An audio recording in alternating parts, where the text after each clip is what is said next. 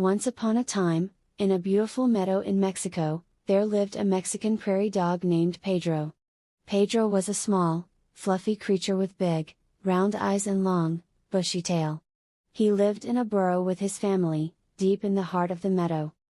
One day, while Pedro was out foraging for food, he met an ocelot named Olivia.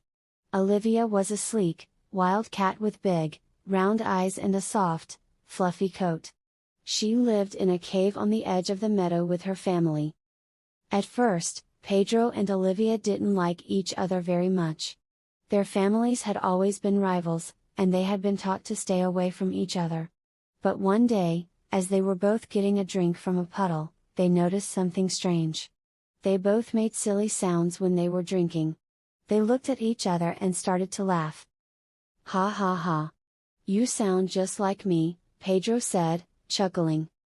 "Ha ha ha! You too!" Olivia replied, giggling. After that, they decided to put their differences aside and go play together. They ran around the meadow, chasing each other and having a great time. They discovered that they had a lot in common and that they were both very playful and silly. As the day went on, they played all kinds of games together. They had a race to see who could climb the highest tree, and they had a contest to see who could make the funniest face.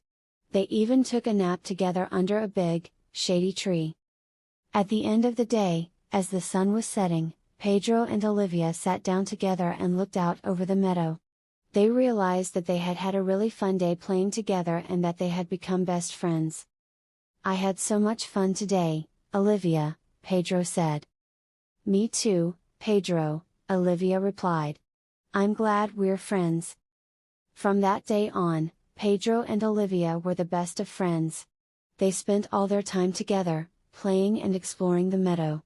They even convinced their families to become friends too. And so, the meadow was filled with laughter and joy as the prairie dogs and the ocelots played together as friends. The end.